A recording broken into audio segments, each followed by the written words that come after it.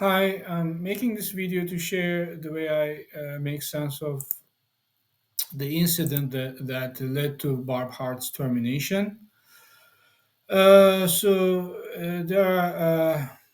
use the information available to us to make sense of the incident. Basically, we had the incident report uh, provided by the mother, a heavily redacted incident report, and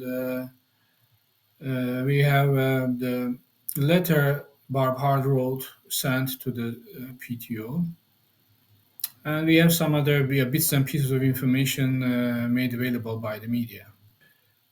So the student had entered the classroom at 12:30. So he's coming from outside, right? So he's joining the general education class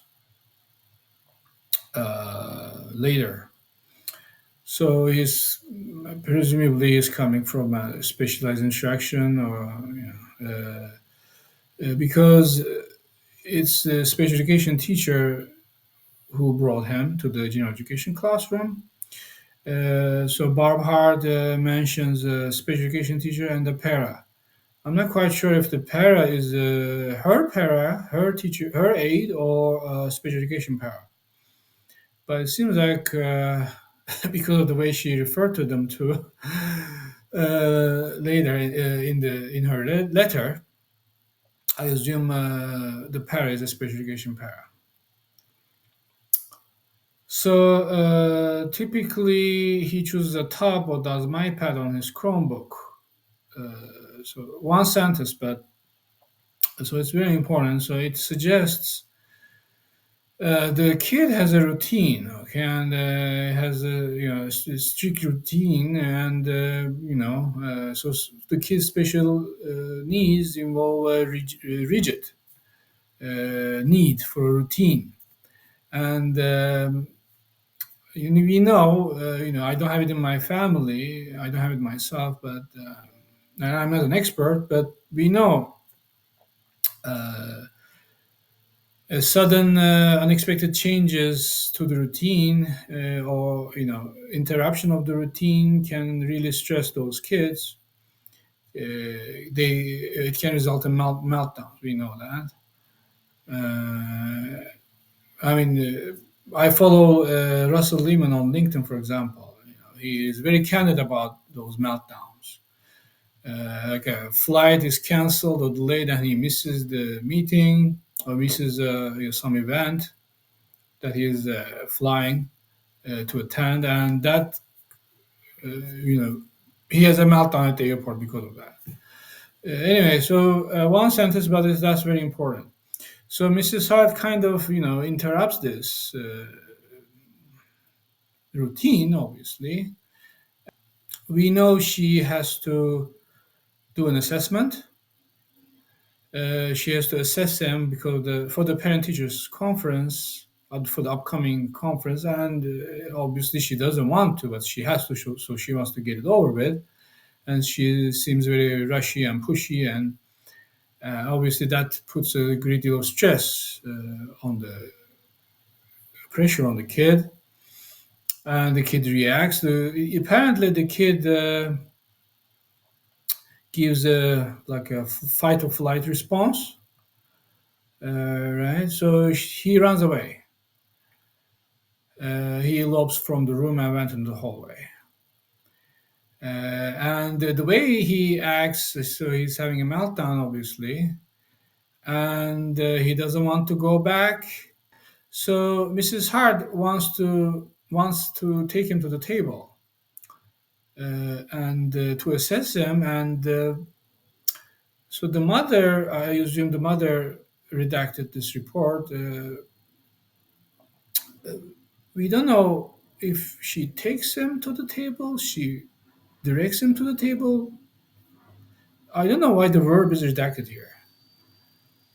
Or did she push him or pull him, you know, to the table? We don't. So for some strange reason, the verb is redacted here. So she blah blah to the table and expressed that towels were in the choice at this time. So she had total disregard for his, need for routine, He reacts to that, and it seems like he is scared of her, and he doesn't want to go back to the classroom.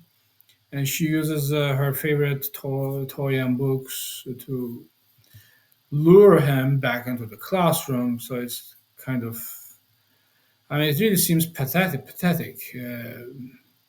So she's kind of trying to bribe him and trying to lure him. You can use favorite toys or small rewards once, twice, but you make sure the kid has a positive experience afterwards. If he comes back to the classroom and has a negative experience, or the negative experience resumes, uh, then of course those rewards, small rewards, won't work next time. So obviously they don't work, and it seems like the para and the special education teacher are trying to convince him, comfort him, convince him to come back to the classroom, and obviously he doesn't come for 15 minutes. He's not convinced, and Mrs. Hart again tried to encourage him to come back to the classroom. He refused. So all this time, so the two really obviously make a lot of effort to, they work on him. So Mrs. Hart just goes twice, and she uses a toy or book to, lure him to the classroom, and they don't work. So when those two things don't work, the second time around, she basically picks him up and carries him to the classroom, and that causes a serious meltdown, kicking, screaming, crying, and she puts him in a safe place, which seems very bad. That safe space means that's like a isolated area. So he is away from other kids, isolated from other kids, and she makes him stand out. So he's crying, screaming, kicking, protesting, and so she brings him back to the classroom like that, and she leaves him crying and screaming in a remote part of the classroom. So that looks very bad, and so she basically humiliates him and also causes a meltdown. And but the way she describes the incident, Mrs. Hart, so sounds like he refused to follow instructions. He defied the teacher. He challenges the teacher's authority. He walks out of the classroom. He refuses to come back. Continues to challenge the instruction. Continues to defy. And the two worthless uh, people, the special education teacher and para, they're useless. They come for 15 minutes, they can't bring him back. So I go there, I pick him up, and put the stupid kid back in his place. This is how I read the information available to us.